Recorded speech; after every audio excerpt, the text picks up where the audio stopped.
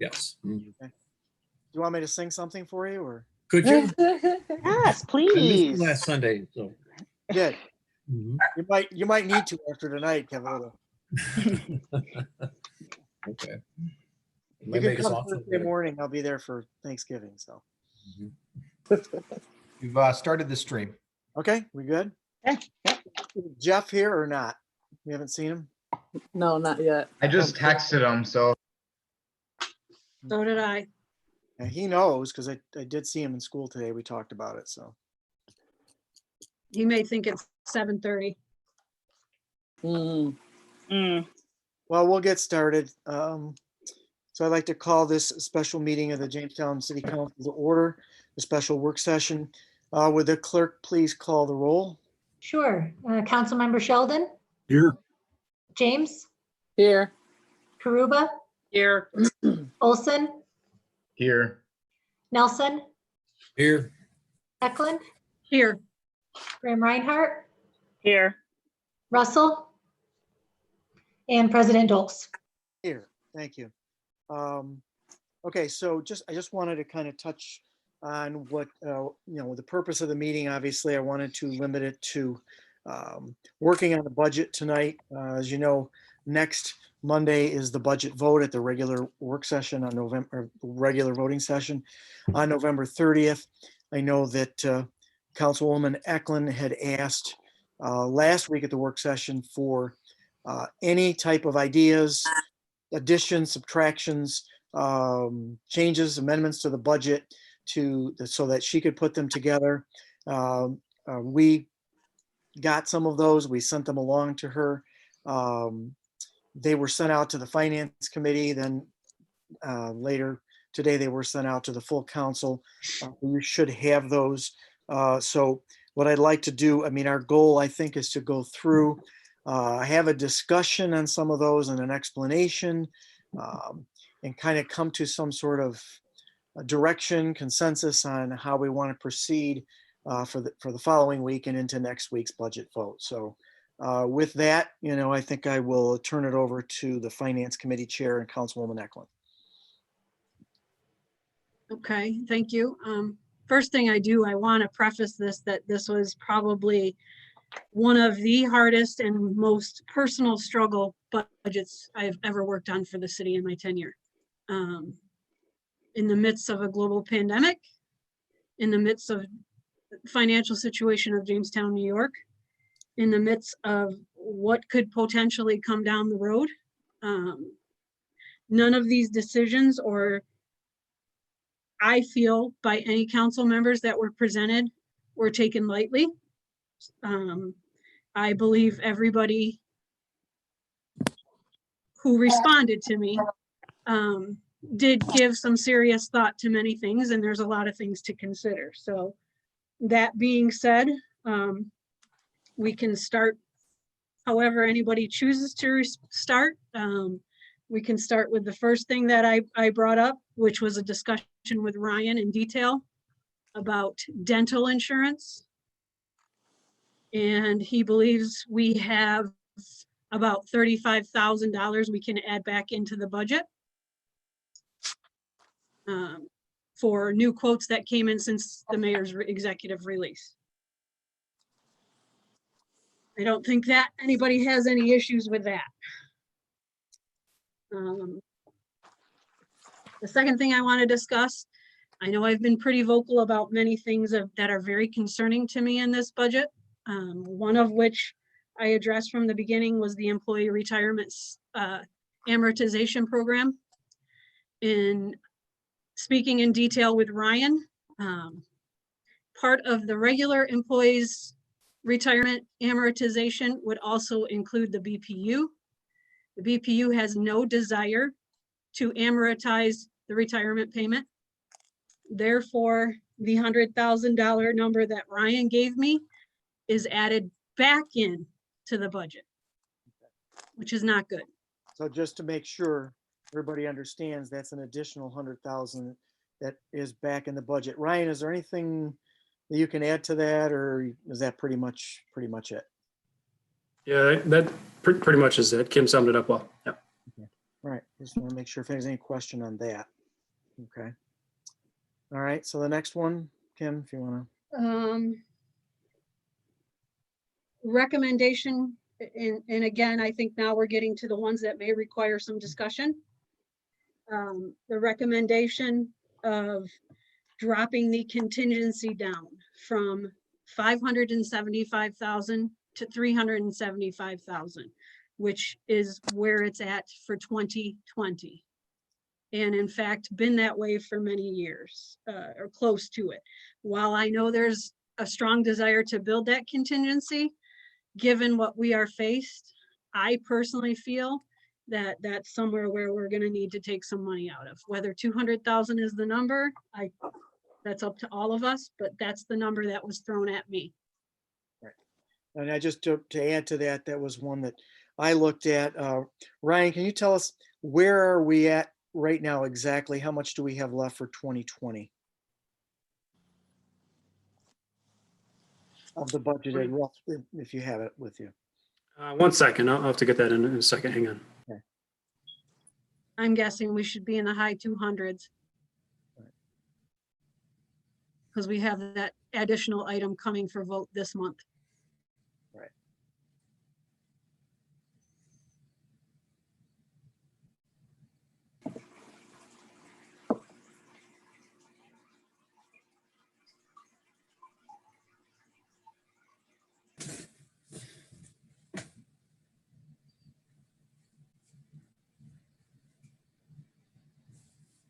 I didn't mean to put you on the spot like that. I just kind of was curious. I just want to make sure I'm giving the right number. But no, there are obviously a couple outstanding coming up at the end of this month, a couple of resolutions that you will see. But as of now, without those, we have 301,320. Okay. And So the one is 17,000, and what's the other one? I can't remember. It'd be 32,000. So roughly 50,000. So we'll still have, barring any emergencies in the next 30 days, About 250. we'll still have $250,000 for this budget, which obviously I know we use that at the end of the year for over and under if we need it. But I guess the thought was to go back to the original amount, or, you know, to cut that down to what it was before. So that, you know, I don't know if anybody else has any thoughts on that. That just stuck out. I understand that, you know, that gives you a nice cushion, and, you know, in case something Right. comes down the road, but, you know. Tony, you had mentioned that to me, and I thought that was a good idea. I didn't have a figure in my head, and it's always concerning to you know, to reduce your contingency fund, but I think it's the right thing to do, or, well, it's necessary. Let's put it that way. It's We'll not- never know if any of these things are the right things to do until. Right, right. Yeah, that's probably not a good way to put it, but it is. I don't see many other options. Okay. So. Eddie, was there a reason you put that extra amount in there this year? Yes, so based on our look at the budget with the decrease in a tax rate, we decided to add additional funding to contingency should the council wish to use that funding to add to other capital projects and things like that. So Well, I'm just going to state my opinion. I think we're in for a grave capital project, grave employee hiring, grave 2021. Even, you know, given, I don't see COVID going away in the near future. In fact, it kind of scares me that it's actually increasing. So there's concerns outside of that, not just from the health side, from the business side. I see businesses in Chautauqua County closed today. So that being said, we can debate this, or we can accept it. You can think about it. You can, you know, I don't want to drag any of these open ideas out to the end of the week. I think that does a disservice to everybody. So I have to agree with you. I think we're looking at, I've looked at the numbers, and this is probably by far the starkest budget we've ever had to deal with. There is no room for anything extraneous. And we're really looking to have to get down to where we need to be. it's going to mean some tough cuts. And I know that's happened in the past. I know there were years where a lot of things had to go by the wayside. But I think we're looking at the bare minimum of what we need to operate this year, just because of the things that you just stated, that we're, unfortunately in a situation where even though houses are selling and there's some hope that the tax base could increase with some of these homes that may have increased in value, but that's going to take another year to catch up. But in the meantime, we're taking down properties, so we're losing value as well in the tax assessment for properties. So this is not going to be an easy time for any of us, and there are going to be some really tough decisions ahead. So I'd agree with you. Nothing can go untouched this year, I'm afraid, and it's really going to be the most bare bones budget I've seen since I've been on the council. Else, I think that's pretty. I'm just looking at the. I guess what I would propose for everybody, if you're on the fence about any of these, to have an email to all of us by Wednesday. Because if these don't work, we're back to the drawing board.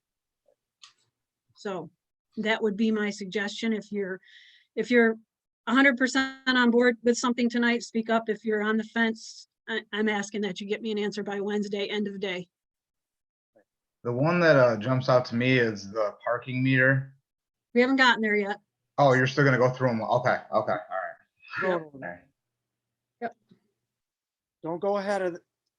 You stay on. So I'm trying to do the ones that are not really, there's not a huge amount of debate. There is, but there isn't, or discussion, I guess I should say, Sorry. about which way to go. Gotcha.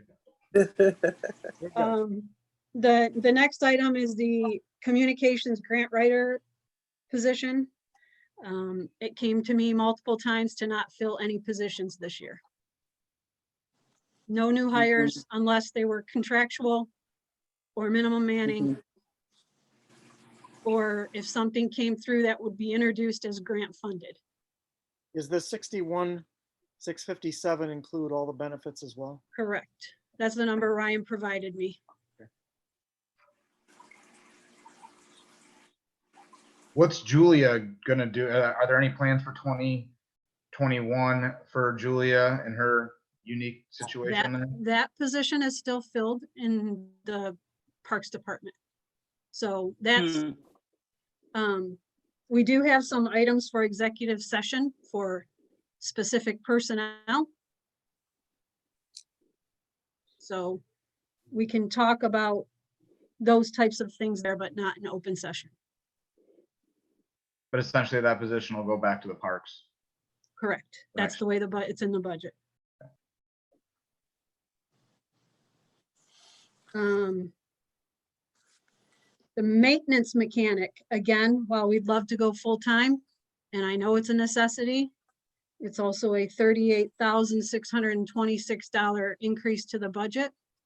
That again, this fell into the position of many council members saying no additional hires. As well as the parking meter attendant to full-time and Ryan, you can double check my numbers. I'm sure you did, but I was certain this is what you gave me. $11,884.17.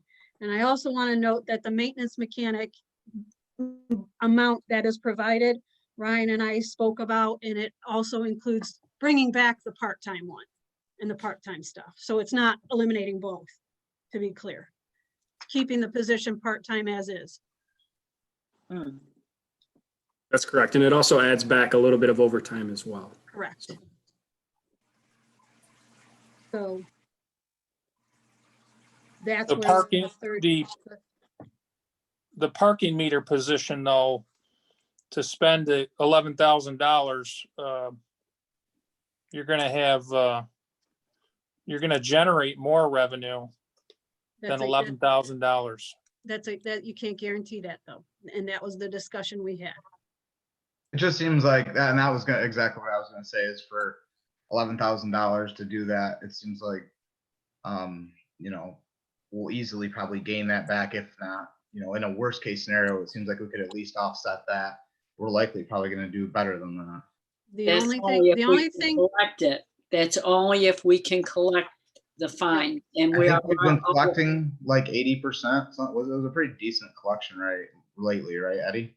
the only Well- thing I'm going to say is that if we're not doing any positions, we shouldn't do any. That's my personal opinion. And that was the consensus of a few council members that sent me stuff. So again, I'm not asking you to make a decision today.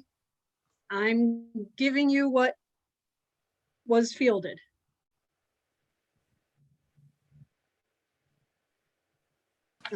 Obviously, the other new position was the other position in the corporation counsel's office. But again, that position is fully grant funded, just to be clear, and so that the public knows that will stay, obviously. That has no bearing on our budget, Correct, at least this year. correct.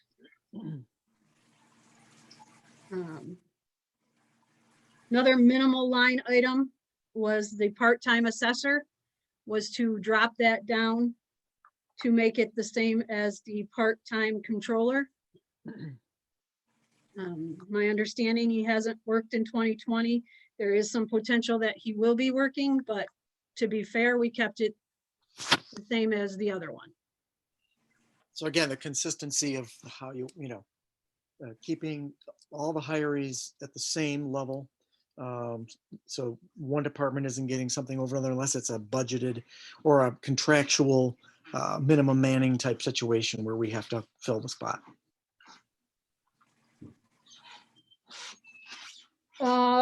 Sales tax. It was suggested to add $200,000 to that number. Reason being was and again, this is a gamble no matter which way you go. The collection of internet sales now would hopefully potentially spike that number a little bit. Tony, I don't know if there's anything else you really want to say to that. Well, I brought this up. I know Brent brought it up and I did too as well. Sales tax is always it's a crapshoot. I know this past year was not a good year in terms of business and sales, but yet it looks like with a decent fourth quarter, we're going to be very close to budget. So I guess this is the one maybe silver lining or bright spot that I think we had anticipated much bigger loss in sales tax revenue. And it looks like, unless we have a disastrous fourth quarter, we should be holding our own with sales tax. And I'd like to think that although the COVID situation is definitely going to go into the new year, let's be kind of a little bit optimistic to think that, maybe by the middle of the second quarter, the first quarter, that this will break and that we will have a better summer and into next fall and by next year at this time, hopefully we'll have, when you think about it, if we had had a normal summer with all the activities, with all the Lucy Comedy Center going and restaurants going full bore and all the different special events and things, we would have probably had a crazy record year. Our sales tax has been steadily increasing. And so this was one of those that just looking at the history of it, I know there's so many unknowns, but it's just something to think about. And, I know originally we, had thought about budgeting more. I think you guys would have probably budgeted more had it not been for COVID, but this is one spot where I thought maybe, let's be optimistic and let's go for it. But just throwing it out there to see what people think. Yeah, I thought of that too, just because looking at the third quarter report, that came out after Ryan developed the budget and, made the forecast of what the sales tax revenue is going to be. So I think that third quarter report shows that I think we can be a little more optimistic, and I don't think $200,000 is too drastic at this point. More people are ordering stuff online too, with being stuck at home because of COVID. There's a lot more online stuff. People are nervous about going out. Some people are. So they're doing a lot of home shopping. And there's a lot of home deliveries going on. And in some ways, a silver lining in that is that if they're not going to Erie to go shopping or Buffalo, you know, we're keeping that sales tax here. So that's kind of where I'm at with it. I don't know, Ryan, got any thoughts on that or? I totally agree with everyone. I think adding 200,000 is very fair. I think depending on what happens here in this fourth quarter, we're probably going to hit the 6.5 million we have budgeted for this year. So I think adding 200,000 makes sense. Thank you. Mhm. Okay. I would Anybody agree have with that. anything else? Mhm. Not probably a real popular one, but something I think we have to do, given the last few items we'll probably discuss, is bringing the budget up to a zero tax increase. Obviously, we know we can't tax people more. We are at our limit. However, given some things we are facing in this budget, the number presented to me by Ryan to get to a zero was $115,298.70. So that would add another 115,000 back into the budget. We're not exactly at the constitutional tax limit, but we're certainly close. Exactly. I know we want to move in the direction downward, but I'm not sure that we can afford to do that this year. I know we would like to. But again, I don't know. It's what people think. It still would be a zero. It would not increase taxes. It would be flat. So I don't know. Just throw it out there. See what you guys think about that. I know the county, they ended up they had a slight increase, I believe, in sales or in their property did. tax. Right. Mhm. I think if we can hold the line, it would be almost well. I think that's a win in Yeah. in my book this year. Yeah, I would support that. Okay. Now, there's some things here that seem minimal, and may not seem relevant to some people, but I want to caveat this, that I feel this has to be in some ways in all our departments somewhat of an austerity budget. And if you really don't need it, and if it's not mandatory and required, no extra spending. And that was addressed to me by multiple council members. That, we need to watch what we're spending money on. And yeah, I want to move forward with technology and with, all these things, but I'm going to be honest with you. I'm extremely concerned about some things that are discussed as moving forward that are not in this budget that I'm not adding back in. Translator, other costs associated with potential bonding, all these things that we talked about that aren't included in the budget, technology upgrades, software upgrades, both in the fire department and IT, Jennifer's office. Those are necessary, but I'm not gonna lie and say, I don't know where we're gonna get the money. So in all fairness, it was addressed to cut things that we needed to cut. One thing I know I have been very headstrong on, and so have other council members, is take-home vehicles. I've asked and asked and asked for a policy, and I firmly, strongly believe that no take-home vehicles go outside the city, period. If you have to take it home, you take it home, but not outside the city. Park it at the city. It's there when you come in, you drive in and out from town. We're not doing simple things for our employees and for our departments here. I don't think it's necessary that they take them outside the city. And I know other people agreed with me on that. Yeah, Tom, I I agree don't know. on that, Kim. And I don't know if you have anything else you want to add to that. Yeah, it's not a huge amount of money, but it is it is money, and it also is It's, you know, I only put a fuel charge in here. There's also, you know, all that other stuff that's not included. So There's wear and tear and all the other maintenance that goes along with the extra mileage. right. There's no So doubt about it. that was not put in there. And then unfortunately, in light of that, Mr. Mayor, last year during budget time, we discussed no more leased vehicles for the mayor's office, that a stipend would be put in for gas. And then for any outside travel, you would be able to utilize one of the other department cars.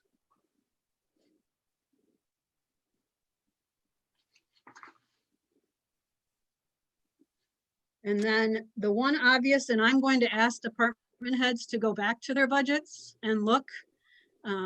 Unfortunately, as Ryan knows, I've spent a lot of time on the budget, but there's some things I don't see without spending hours digging. I'm looking for general little cuts you can make. One in particular was the projector for the mayor's conference room. Right now, given COVID and everything else going on, it just didn't make sense right now. We can discuss it down the road. We can discuss it, you know, that was an obvious one. There's probably other obvious ones, and I know, unfortunately, he's not on here, but Mark Dean mentioned that he may not be buy some of all of his things that he needed. If he didn't get X, Y, and Z, he might not need A. I don't know if that's true. So I'm asking if, and I will send Mark an email, if there's any room somewhere in those things that can be done. And maybe the answer is no, but we gotta ask.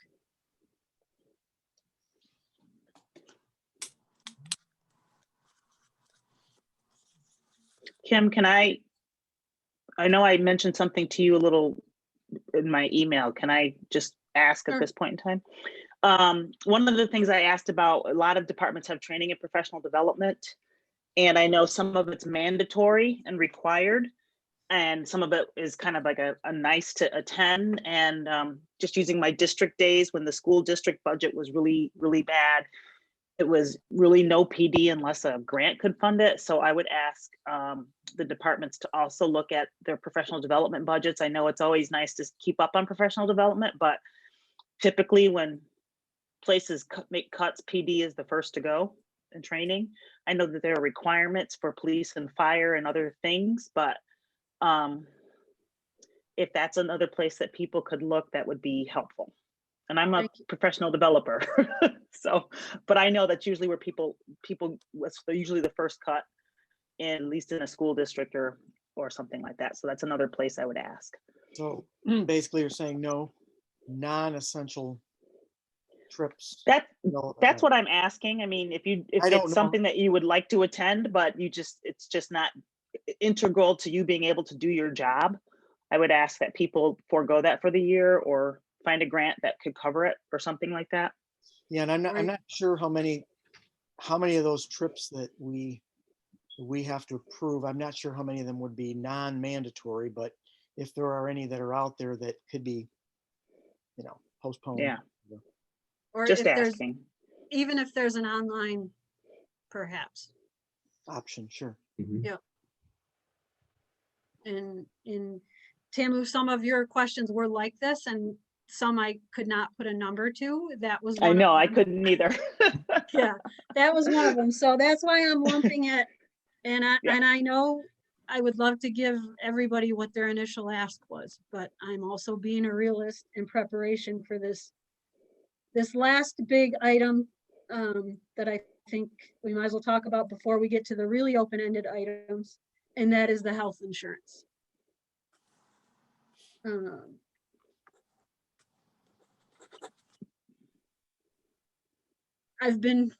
There's no mistake how I feel about this. It is, and I'll say it again, it is very unfortunate to me that it was placed in the budget without going through the proper management of how to do this. I've made my thoughts very clear publicly and privately. While I don't want to say that we shouldn't look into these cost-saving measures and shouldn't investigate things and shouldn't do a correct form of an RFP and get health insurance looked at for lower costs. Cramming it down and voiding union contracts is not the way to do it. I feel this 1.1 million or 1 million that's in there is going to end up in court, and we're going to end up paying it. And we're also going to have legal fees on the backs of the taxpayers. So the 1 million is unattainable to me. I have done my homework, as all of you know.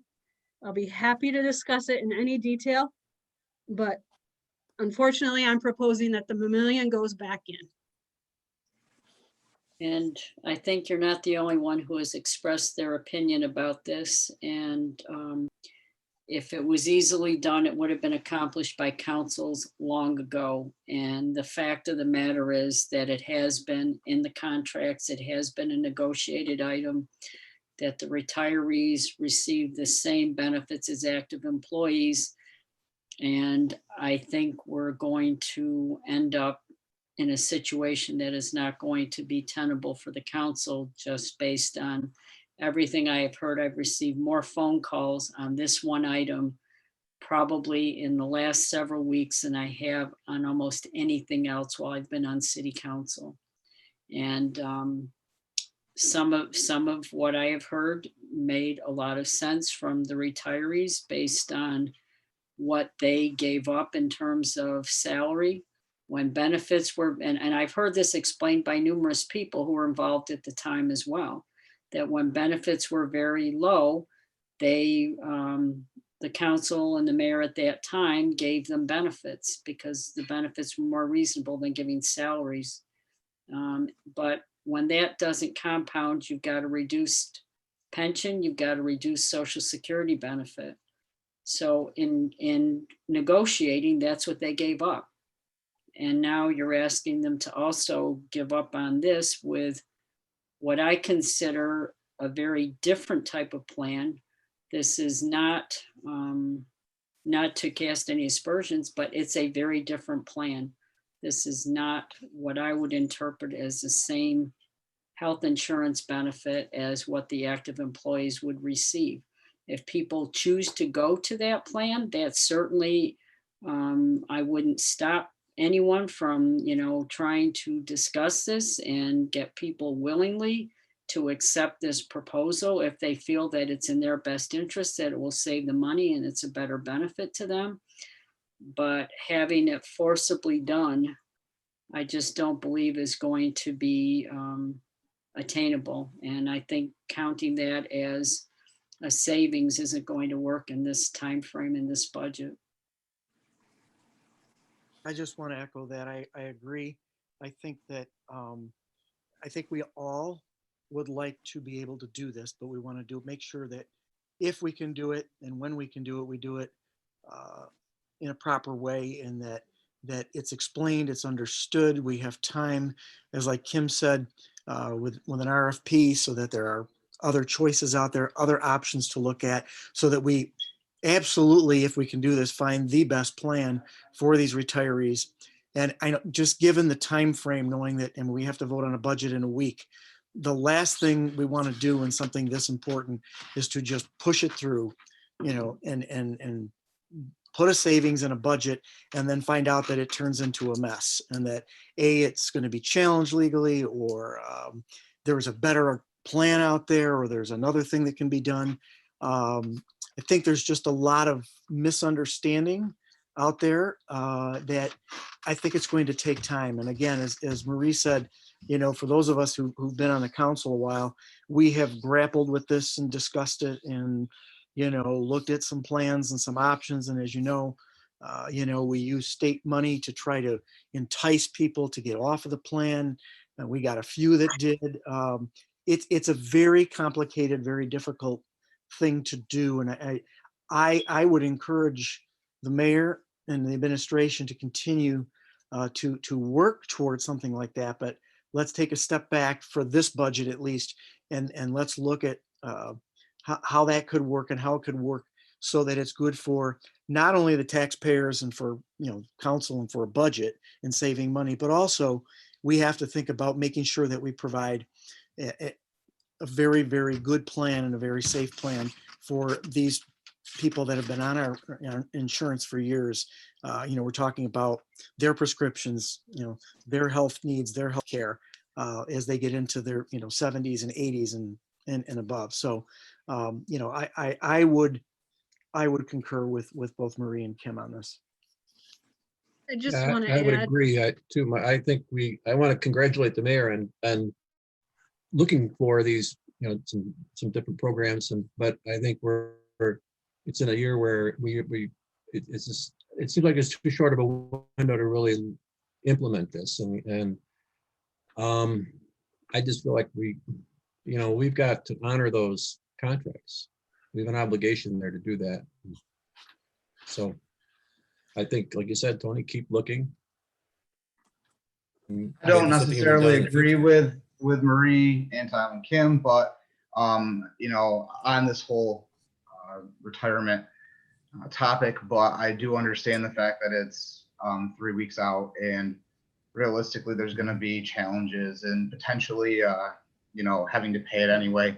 So I wouldn't like to budget that in as a savings, like most everybody else I think agrees. I hope we stay after it and really try to pursue this. But again, understanding that it probably won't happen right now in this budget.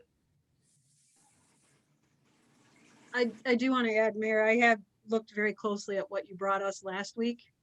And there's still some big questions. And I just want the public to understand that this isn't just simple. But I'm protecting their contract, but there's so many variables to health insurance that are just not something we can make a decision on quickly. And one question that hasn't been asked, and I'm trying really hard to find the information, is, the employee 65, they go to Medicare, but their spouse or their family is under 65. Are they in two separate plans? And how's all those things work? In addition to, the thing that was given to us last week had a deductible for prescriptions. Well, we currently don't have one. So that's against everything, and the statements that the employees don't have Medicare primary is false, because they do have Medicare in the city secondary. So I think that's just a small sampling, and I've been vocal about all the other sampling issues, and the other concerns with the litigation and just not honoring their contracts. So, this isn't a decision, to take lightly, and I don't think the timing is sufficient enough to make that. Can I just say, I can appreciate Grant's statements.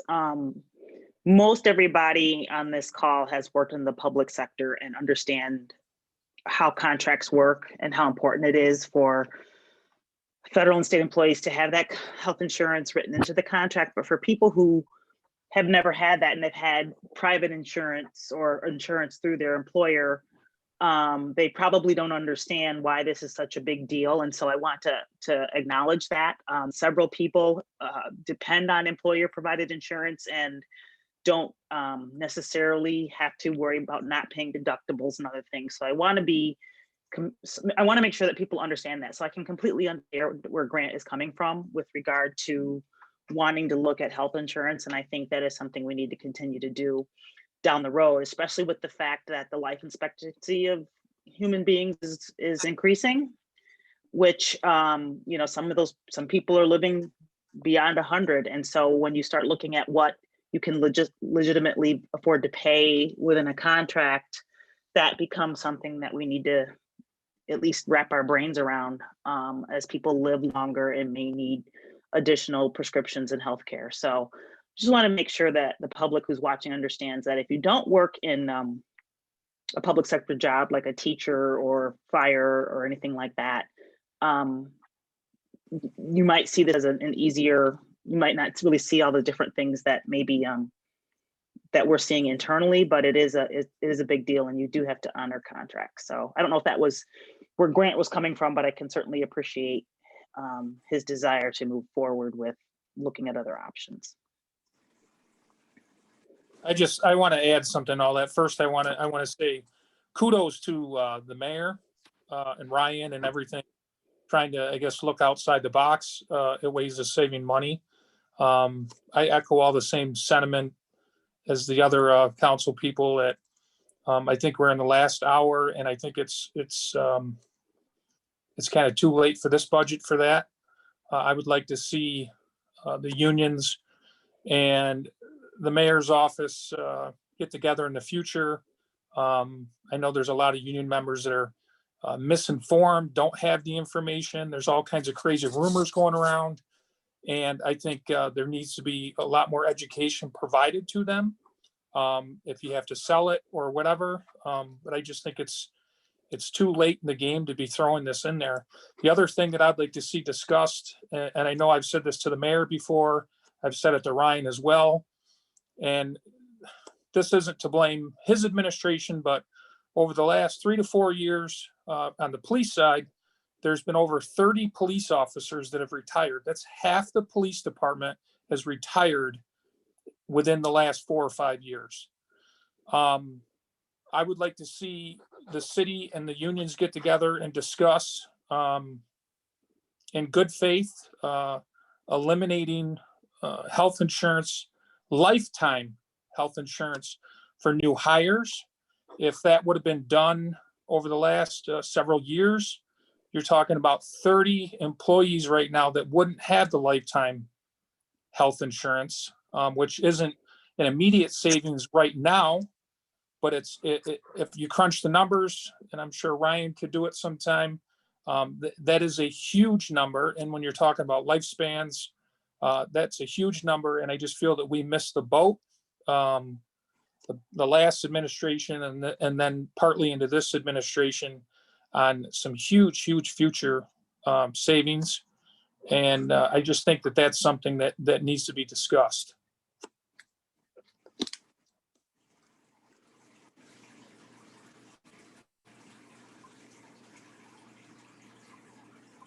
Anybody else? Mm-mm.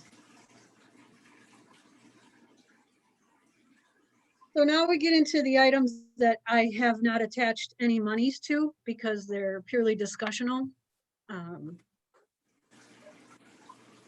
First one being the parking meter revenues that Grant brought up earlier. 2 things. Mr. Mayor, have you received word from the judge on the fee increase? Did follow up again today and followed up with his staff. They were going to talk to him today and I have not heard back, but I will ensure as soon as I hear back, I will let you all know. Okay, because if we don't hear, that's not something we can put in the budget, and that's concerning to me. Sure, of course. So now we get into the parking meter rates. I'm leaving this up for everybody, so I'm not going to be the only one to talk about this. Grant, you brought it up, so you want to speak first? Well, I guess, obviously we've had a lot of the businesses downtown that have been vocal about it. Like Kim said, without knowing, Eddie, do you know what that, or does Brian, what that number was that we had actually budgeted in for increase in revenues for that?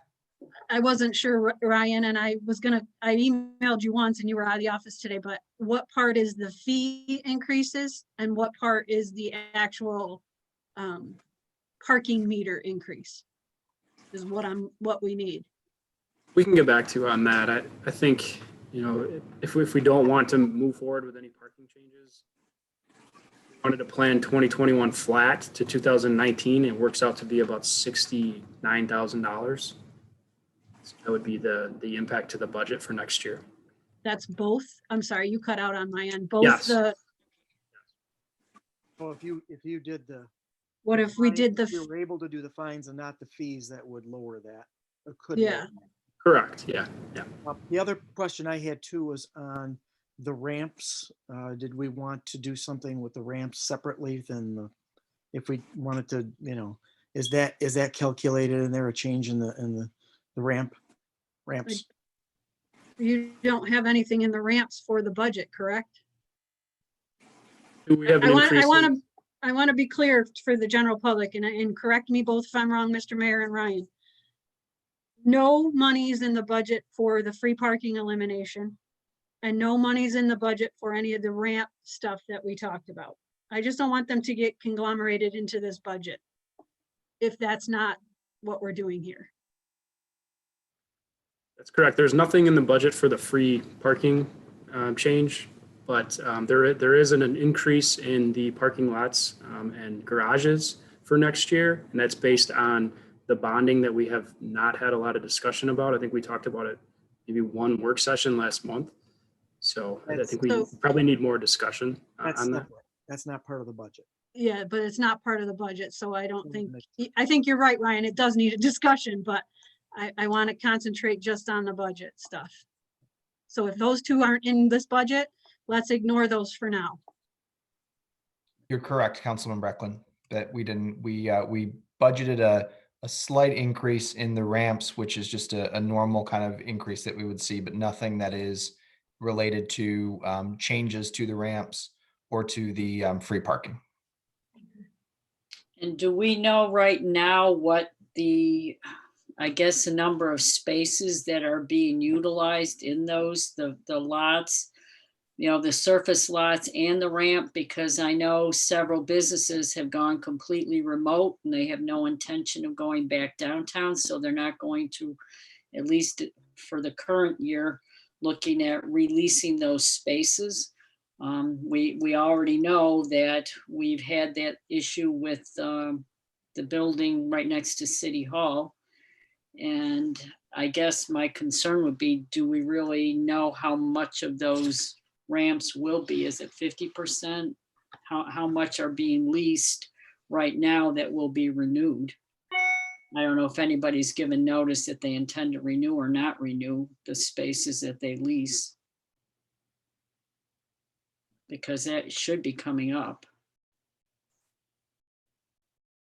Because that's also going to be a factor in how much revenue you're going to get. And back to the issue of the parking meters, I've had one business who has struggled to stay open has told me that if there's any increase in the parking meters, they have already been told by customers that they will not come downtown. And the comment to me was, we will have to close. I know this is a difficult struggle for everybody, but when I see these business owners pleading and telling me that they're really struggling to keep the doors open, but when customers are telling them, and I've had residents tell me the same thing, they worry about getting ticketed going downtown and they don't. And I know, I mean, to me, it's not a factor, but I'm not living on a thread here in terms of, you know, I still work. But some people are very, very concerned, and the business owners have expressed that repeatedly, that they fear that they will lose more business and they will not be able to keep their doors open. I know we've had this discussion in the past. There was, you know, a time a few years ago, maybe 2 or 3 years ago, where talk was concerning about parking meter rates. But right now, nobody could have anticipated 2 or 3 years ago what we're dealing with now. And the number, when you talk about the sales tax, and I hate to rehash that, but if these businesses can't stay open downtown, they're not going. I know internet sales is something totally different, but these businesses that anchor our downtown aren't going to be sustainable. So I have concerns on both fronts that I hope we get it. I hope we hit the target, but the parking meter seems to be a real problem for people, and whether it's a threshold that they're just not used to because you go to a bigger city and you're going to pay a higher fee. There's no doubt about it. I used to have to go to Buffalo for hearings and I don't anymore because of COVID. But the parking meter rate to be sure you weren't going to get a ticket, you were paying $10 and $15 on a surface lot. But it beat getting $150 booting fee to have your car undone. So I don't know. I just, this again is a big concern for a number of business owners downtown that are still open and trying to remain open. I agree with Marie. I think that, again, same thing. It's a timing issue. I think if you look at, you know, many of the businesses downtown have either not been open or not been open to full capacity, particularly restaurants. And again, restaurants are kind of the backbone. I think a lot of the businesses that are downtown, they're surviving by a thread, if at all. And I just think that I don't, I'm not sure we could even reach the revenue that would be projected, because it would just deter more people from coming downtown. And B, in a more catastrophic way, I think it would hurt businesses. Again, I don't, council people have heard a lot, and I've received a lot of emails and phone calls and messages from people that say, please do not do this, especially right now. With the way that, you know, this pandemic has panned out for the last 8 months, we've had restaurants and businesses that have not been able to either reopen their doors or at least at full capacity, and may eventually end up closing again, either temporarily and possibly permanently. So I think the timing is I understand the reasoning behind it, and you know, maybe we need to look at some innovative changes as we move forward. And again, it comes back to, in normal times, if this had been a normal summer and we had all these businesses thriving and events going on and tourism and so on and so forth, we haven't had it. And I'm not sure when we're going to get that back and how long it's going to take to recoup that type of activity and that type of business downtown. And so I don't think we should do anything that would hurt any of the businesses that are currently down there. And I realize, you know, we have a tight budget, but you know, we don't want to, again, as the old sayings go, you know, penny wise, pound foolish, or, you know, cutting off noses to spite face. And I just don't think it's a good idea right now. I think we need to keep it as it is right now. And no change. I have to agree. I agree with what's been said. I think, you know, I think it's exciting to see the, you know, the having the 20 minutes or 30 minutes free space. But if it wasn't covert time, and, you know, and then looks like we're getting ready to have our second wave, and everyone is just struggling. And I just think it's just being good stewards to, you know, to all our constituents and the business people, that we that not, you know, maybe next year we look at doing it if, you know, things are better, businesses are more thriving, and as a president has said that, you know, tourism comes back. But right now, I just don't think it's a good time. But, you know, I like it. I like, you know, the whole talk we were having. But I agree, the timing is just not. I don't agree that the timing is right. I got a question about the meters. We were supposed to receive new meters, I thought, through a grant. Will we still get those? And what, do we install them? If we don't, go ahead. I mean, you don't need them, do you, if you have 2-hour free parking? What, Mr. Mayor, when were those meters supposed to come in? May, April? Spring of 2021. I don't know. I'll defer to Jeff on when. I think there's been a holdup from the state end. It actually could get started this winter. We're right on the fringe of the state giving them the go-ahead to award the contract. They're working with the contractor right now. So, but I mean, they probably wouldn't go live until early spring. And yes, we do need to put them in. We've accepted the, you know, the award. The grant, yeah. What I would maybe suggest is, I know we hashed it out and we talked, you know, who pays that fee? You know, maybe there's more discussion to be had on those smart meters that go in April. Or I'm just using that date because that's what was given to me, if it's early or whatever. But how we handle that, and maybe it's 50 cents an hour still for cash. And if people choose to use the meter, they pay the fee. I mean, I know that's been tossed out. You know, there's some things I feel we could probably look at.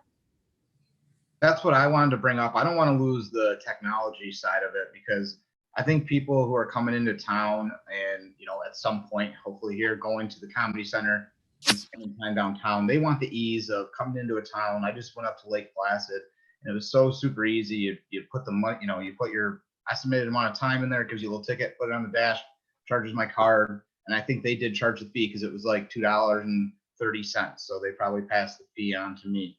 But I don't want to lose, people coming into town and getting tickets because they don't have quarters in their car. Just seems, kind of putting us in the old times, I agree with Grant. The technology is great because there's a lot of times where, who carries cash anymore? I mean, we're moving closer and faster to a cashless society.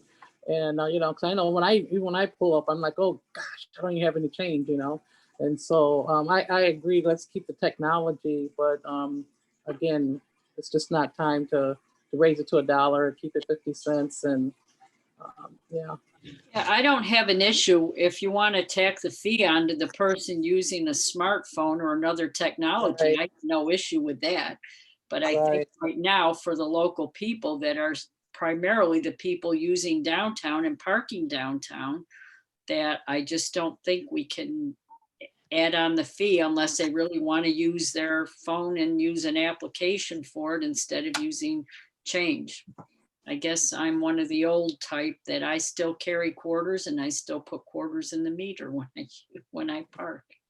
And I've had people concerned about that they said they don't want to use a phone. They don't want to use that technology, that they still want to put change in the meter.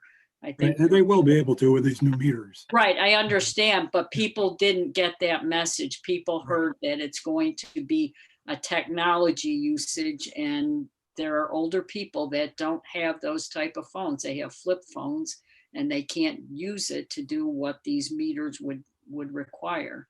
Right. And So- these meters are going to replace existing meters. The program was not designed to put them in the free zone at this point. They were going to be using old surplus meters was what I was told originally in the meeting. So So the these are point going to is- be going where the existing meters are not where. We can these still move ahead free with zones. that part of the plan. Just Yeah, not- absolutely. I think we should. And I know Mr. Mayor, you talked about the idea of having a 20-minute free zone and maybe a 30-minute free zone might be a little bit better. And I'm thinking even if you, in those areas where you increase the parking from 25 to 50 cents, if it's your first half hour is free, you put 50 cents in, you end up with an hour for 50 cents, which is what you're paying now. I mean, the only issue is the 2-hour free parking don't- zones. I don't wanna I think confuse downtown, that. that's what most people worry about. The No. 2-hour free is a separate thing. So we're just You're right, talking about the 50 cent to $1. Mhm. Right, and charging it to the person who uses the phone, I think is reasonable, because I think people who use their phone for many things, they know that there's always a charge for something. When you use an app, there's it's not free. It's a There's always convenience some kind- fee. Yeah, it's a Right. convenience charge or a convenience fee that's added on. Right. And you'll see it sometimes if you pay cash, it's cheaper. If you want to use a credit card, they'll ask you're going to pay a service charge. As Right. somebody who puts a lot of quarters and meters downtown, I would tell you it would be worth a small fee to not have to do that. Grant, that's I think the there's good more thing people is that think like, oh, We're sorry. putting the onus on the person. They get to make the choice. Right. And I might choose to use it because when I go to the Y, it's so much easier. Rather than run outside and try to add more money before getting a ticket, I could have my phone and just add to it. And it would be worth it. It might be worth it to other people. And to others, it might not be. They don't either have the technology, they're not interested in the technology, or they're, like you say, they're running in, they're running out, they're not going to be there that long. They'd rather put a couple quarters in the meter and be done, to get a haircut, go to the bank, go have lunch, whatever. Mhm. I'll jump in and just say that I echo everyone's sentiment that the parking amount should remain the same at 50 cents. We can discuss it later on about it going up. I have no problem with the fine amounts going up that was spoken about. I think with the fine amounts, I mean, that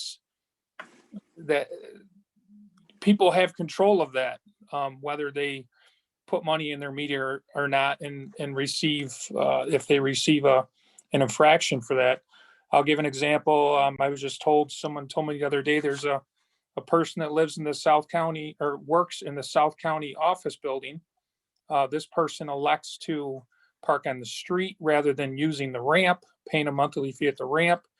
This person has racked up $400 worth of parking tickets because they don't put money in their meter, and the ramp is right there next to the building, and they just have to park in the ramp. So it's difficult for me to feel sorry for that. I mean, at least with the fine increases, you have a choice of doing that, being responsible, putting money in the meter. So I would like to see the meter rates stay the same. I would be okay with the fines being increased that was spoke about, and obviously smart meters going in, and then people can either choose to use coins in those smart meters. I know it's been said, but there were some people that were confused. They thought that the smart meters, you would not be allowed to use coins. You will be able to use coins, or you can use your smartphone. And like others said, the cost of that technology be passed on to the user. Okay, so to summarize, Ryan, I guess what I need from you is the split of how much is in the violation fee increase and how much is in the meter fee increase for the exact budget numbers. Sure. Okay, the other thing that was brought to me was an across the board overtime cut. Not sure if it's possible in every department, all departments, possible not in any. Wanted to throw this back onto, you know, unfortunately you, the mayor, and the department heads, because, you know, when COVID came, we were able to do some things that weren't necessarily the right choice or always the easiest choice, whatever word you choose to use, but we were able to find some things there. I don't know if that's possible again, and I know all of you are going to tell me that it's not, and I respect that, but I'm asking you to look again. No one had a number. They just wondered if there was some room there to try and help offset where the rest of this money is going to come from. Because I'm sure the general public's out there wondering, just like some of us, okay, we're not even to a $500,000. Where are we going to get the rest of it? So anybody want to have anything to add on that subject?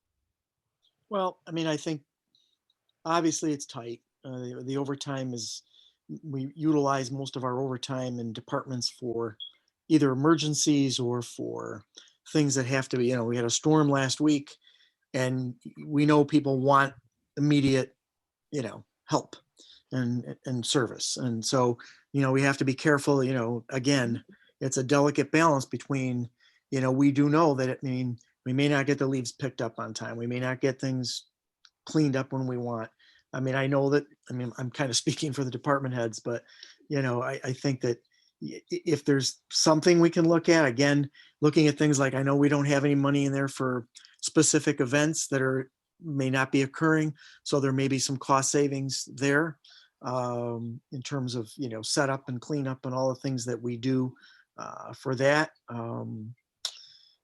Yeah, it's tough. I mean, again, it's, you know, we're down to bare bones to what can we reasonably offer or provide for the citizens. And again, in services, and most of the overtime deals with, you know, when there's a large fire, people have to be called in, when there's an emergency, when there's a storm, whether, you know, so again, if there's something that can be done, a number that can, and any little bit that can help, certainly that would be something to look at in each department.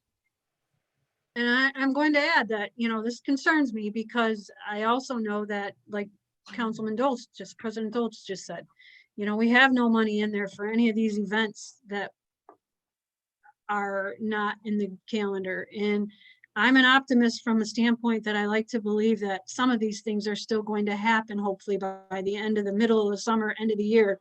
You know, I'd like to believe that we can have some of these things come back, and, you know, whether it's a vaccine or something else by the, you know, with COVID, so that, you know, these events can happen, and we're already short. So now I'm asking you to cut again. And I do have concerns, and I get that. And I want you all to know I understand that.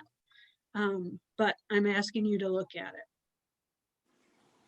I would ask from the police side, and working there for years, I guess I would ask Chief Jackson to pass on to his command staff. I know there's times where officers answer last minute calls, and the overtime cannot be avoided. If you're involved in making an arrest, the paperwork has to get done. I understand that. I guess I'm asking Chief Jackson to pass on to his command staff that down the chain of command, that if there's times where officers can maybe hold on to a report, do it the following day, as long as it's not a pressing matter like an arrest where the paperwork has to be done and get up to court. If it's more simple things that can be worked on later on, and it can avoid that officer staying after and costing the department overtime, if he could just press that upon his command staff to try to do reports the following day, if that's possible. Definitely possible. Kim, Go ahead. Not to go put, ahead. not to put the other department heads on the spot, but if any of them have any comments or ideas or concerns or questions, please feel free to jump in. And if you have any ideas of how that, I know that, you've cut these budgets pretty much down to the slim line there, but, and I know, you're probably thinking there's no way we're not going to be able to do the things we have to get done. But, like Chief Jackson just said, there may be some small areas where, whether it's in the fire department, whether it's DPW, parks, whatever, where we can do some innovative things to maybe lower that cost. The other thing I was wondering, Kim, you mentioned a good point, and I know that the mayor has mentioned it a few times when we talk about activities that the city pretty much sponsors over the summer, Labor Day Festival and other things like that. I don't know what the budget cost is to that, but I know that the mayor had suggested maybe getting some community partners to help underwrite some of the cost, because we do provide this as a service to Jamestown, but not only to Jamestown, but other people from outside of Jamestown come to the city to attend some of the things that we put on. And I think it might be time or incumbent upon us to look at what kind of community partners we can start to enlist, if it's at all possible, to help offset the cost of what it may be to run some of these events, if we want to try to put some of these things back on, and it's going to hurt the city budget. I don't know if that's possible. I will kind of address it. I'm sure the mayor can as well, but given my history on council and how these things work, the Labor Day Festival, for instance, is sponsored by major sponsors. The fireworks are sponsored by major, in fact, Time Warner or Spectrum, whatever, has done it for years or whatever. The not-for-profits that have the booths, that fee structure was revamped a few years ago. It at one point in time was a flat percentage of sales, which was really kind of unfair, because you have someone selling a $12 meal and someone selling a $1 hot dog, and you took the same amount of space up. So that was discussed and revamped by partners, and I know that the Alstrom Schaefer has been a long partner in there, and other organizations throughout the city. They revamped that based on the amount of space you use. So in addition to paying for your tent and your coverage, you pay for, for instance, I can mention the Babe Ruth World Series pays about $400 for their space, which is in fact probably roughly 8 to 10%, 10 to 15% of our sales. It's a pretty significant amount for us, to rent that space for all day. So the city's cost is, on top of, other things in the day, is also just the manpower there and the overtime. So, and you're not going to you can't contract that out to someone who's non-union, because then you're taking away union work. So absolutely, it's a tough balance to do. And I'm not sure where else you can go for those things. Just using that event as Thank you for clearing that up. Yeah. Thank you. I didn't know how much of that had been already negotiated. So that helps. I appreciate it. I'm not saying there isn't things that maybe can be done to make an improvement or do things differently, absolutely, but it is definitely looked at. I don't personally sit on that committee, but I pay very close attention to it, and I've been involved with the discussions about it. Okay, thanks. So anybody have anything else to add about that? I have a quick Okay. question. And in the past years, have there been any departments that have actually had a surplus and handed money back? I believe the police department has. And matter of fact, I know they have because it was discussed in finance. As far as any other ones, I know Chief Snelling's at that point in time always made it known what he handed back. Not that the other ones did or didn't. I just know he made it known. Do we know what those dollars amounts were just off the top of your head? It wasn't a lot, Minimal. but it was, at least he stayed in budget or handed a little bit back. What That I can happens too remember. is at the end of the year, then the over and under means like you're going to have some departments that may be over budget, some are under budget, and then it averages out so that this year Ryan will do that, sometime after the first of the year. We'll look at, where we end the budget, where we're over, where we're under, and then this is taken from here to cover here. So the overall budget is covered. But generally speaking, they've been pretty close. I don't And think it's hard to monitor because all it takes is one huge fire and you've blown that out. Right. I'm thinking of the First Street fire years ago. Right. Something like that, God forbid, and then you can't penalize them because they were over budget. Same with a large police event or a large housing or building issue, or, every same department thing kind of with has their own issues. DPW. I mean, if we have Yeah. a harsh winter and we get buried with snow day after day after day come January, it's going to burn a hole in their budget. It's just going to do it. If we have a major storm like we had the other night and we had one every other week, we have to clean up. We have to do these things. And so, it's always kind of, we're at the mercy of a lot of things that we don't have control over, especially the weather is one of them. Right. And I mean, fires and, God forbid we have a major public safety issue where we have to call in police and, we have a major problem. But again, those are all, what ifs. We have to prepare for what ifs and hope for the best. But I mean, I will say this in my tenure on the finance committee, that the budgets are written for these guys to try to be as if everything was, a normal for their departments. Things happen and we can't control it, but I've never really seen a whole lot of money come back from each department unless it was something like a soft winter or something just purely out of luck, to be honest with you. even things like the price of gasoline, Yeah. when the price of gas skyrockets, that's going to blow a hole in our budget for our vehicles. And when the price goes down, we save money. And so it's one of those things. And it's just, and again, for the public's knowledge too, when over the years, these departments have come really close because they look at the history and they kind of know pretty close. You can pretty much, again, within reason of something really ridiculous happening, you can pretty much pinpoint almost to the dollar how close you're going to be.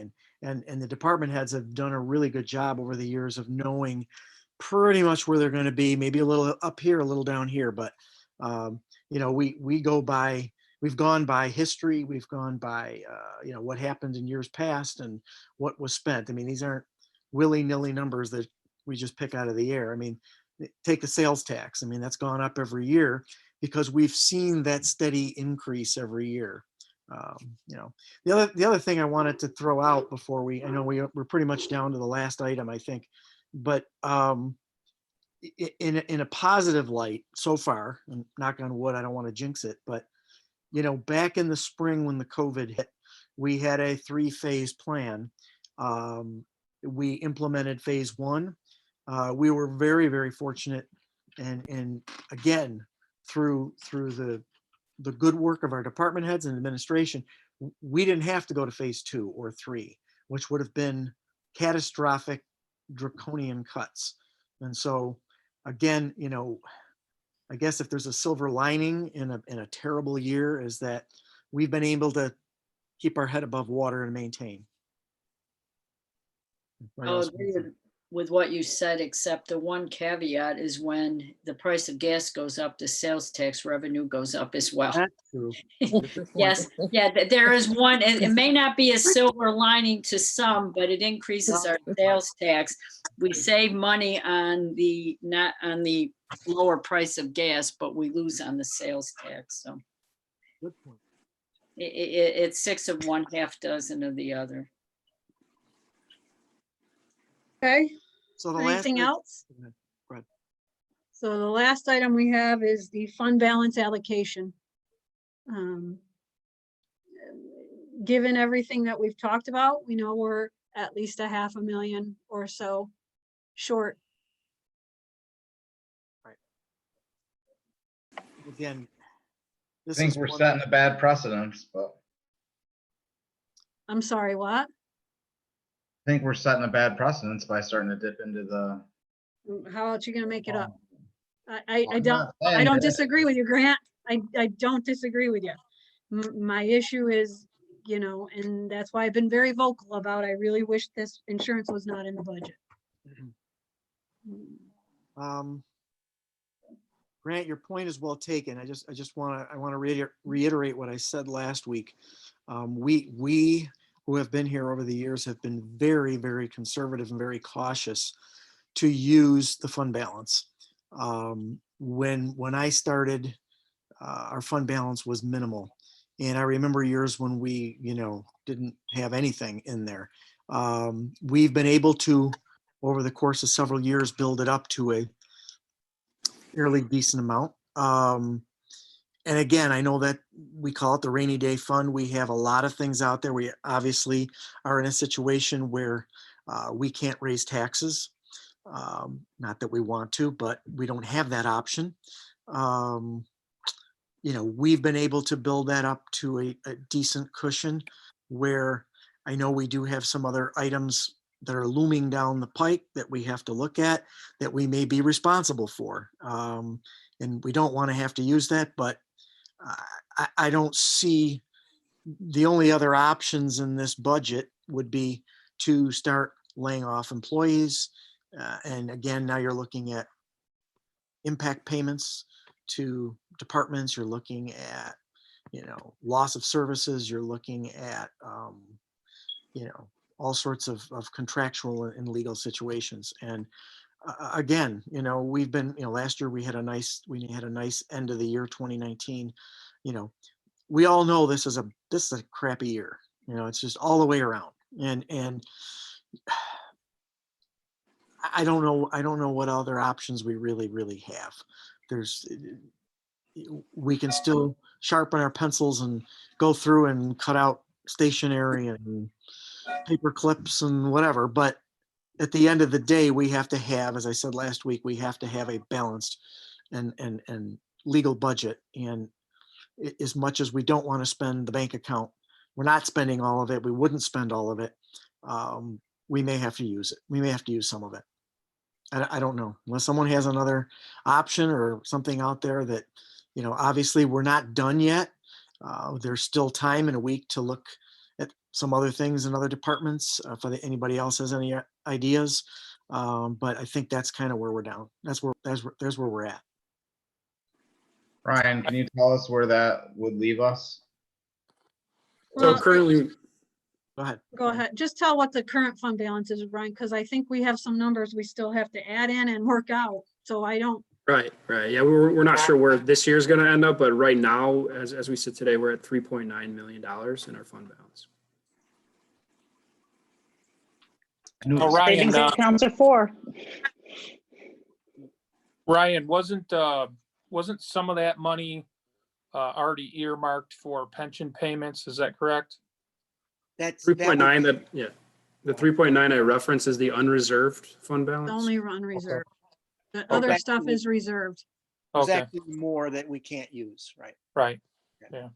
And I agree with the president. I I mean, I obviously don't want to see money come out of the fund balance, but I guess if, you know, if a homeowner was about to lose their home or something catastrophic was going to happen and they had a bunch of money in their savings account and it meant that they were going to be able to save their livelihood or their home or something, they're obviously going to dip into their savings account to do that. And I don't see any other way, as President Dole said, to not dip into it. I mean, I wish that wasn't the case, but hopefully we can make up for that going forward in the future. One quick question, Ryan, and maybe the mayor. You said last week that you got $1 million from the state. Was that for this year? That payment? Yeah, I can answer that. That was the 2019 additional grant Okay. that we had accrued at last year's year end. So. Okay. So this year, we're going to get 800,000. Is that what we're being told? That's what we're thinking. Yes. Yeah. Okay. That's not cut in stone yet either. So that's another gamble. Another gamble. But I mean, it's not either way. It Right. could go, one way or the other, whether we're going to get a 20% cut or whether something will be restored or whether there's going to be federal money that covers some of, whatever. I mean, there's a lot of other variables. The other thing I wanted to mention for some of the other council people who were not here, there were about 3 years or so that we actually used BPU money, and which was controversial to a certain extent, was not something that we wanted to continue to do. And again, we were in a situation that we went in and took money from the proceeds from our utility. And, there was a lot of debate as to whether we shouldn't, whether we couldn't, whether we legally could. And so those years, by doing that, we'd still use, I believe, some of the fund balance, maybe a smaller amount. But point being is that there were years where we had to go to another source to find that kind of money. And again, I'm not going to sit here and go back and rehash and debate that, but I know there were many people who were not happy about that. And, obviously we're in a different situation here this year, especially the BPU is financially that that's not an option. And so again, there's been a lot of different years where we've had to get fairly creative to kind of make ends meet. And that unfortunately may be more difficult to do because, as you're well aware, with the number of factories that have closed and number of businesses that are not open, electric sales are down. So profits from the BPU are probably not as robust as they were in years past. The other thing that I want to bring up that I can recall virtually every year that Joe Bolito would comment on, because we are self-funded, we have claims that can hit us even with the stop loss well into June of next year. So in terms of allocating funds and taking a lot from the fund balance, we really have to be mindful that at any given point in time, we can be hit with a pretty significant healthcare costs that you can't plan for. So that's also another factor that some of the people, we've been very fortunate. I think last year it was very good, but there have been years past where there were some pretty significant expenses that we did not find out till after this budget was concluded and we were into the next year and had to deal with some significant costs. I would agree. I mean, it's just, you hate to, it's a gamble. Yeah, you hate to go there, but you have to be mindful. There are things that, and when we have had, situations where the city had some liability for damages and things that have happened where there was notice given to the city, we've had to pay out claims. We've been fortunate again this year. There haven't been many, but that's also another contingency item. I think that's why I'm asking, and spent the amount of time on this trying to whittle as much down as we could and still asking people to look for more. to try to not take as little out of the fund balance as necessary. So it's not something I take lightly. Yeah, no, and I'm not saying that we shouldn't, but we have to be mindful. This isn't just, it may look like a deep pocket, but that deep pocket can disappear very quickly with things that Absolutely. we can't anticipate. Pardon me? Absolutely. So the I'm next. gonna make a statement that might be controversial for some, but this is why I was not a big fan of spending $500,000 on the annexation. If we had not done that, we wouldn't be looking at taking $500,000 from our fund balance right now, possibly. We didn't. We spend didn't pay for that. That came out of the BPU. That was from the BPU. Yes, Okay. that wasn't out of the city fund. I stand corrected. No, Just- no, just- for those of us who sit on the BPU board, it was the BPU, Just to be clear on that. this one, proceeding with the litigation. So Kim, what do you want to, what's the next steps? What I, again, this is why I asked everybody to get to me by Wednesday. Ryan, we're going to be communicating a lot the next few days, and I know you're off Thursday and Friday is the holiday for the city, correct? I'm off Wednesday as well, but I'll be available. Okay.